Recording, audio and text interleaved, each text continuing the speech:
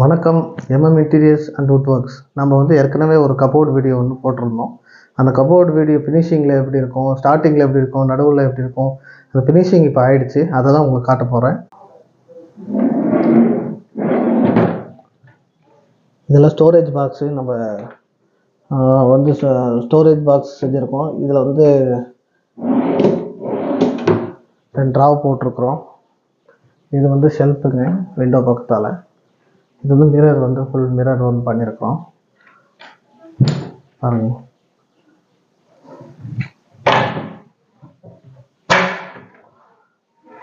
இது open shelf. இதில் தாராளமாக பட்டு சேரீ எல்லாமே அடிக்கலாம். இது ஹேங்கிங் பண்ணிக்கலாம். கீழே 2 ட்ராவ் கொடுத்துருக்கோம்.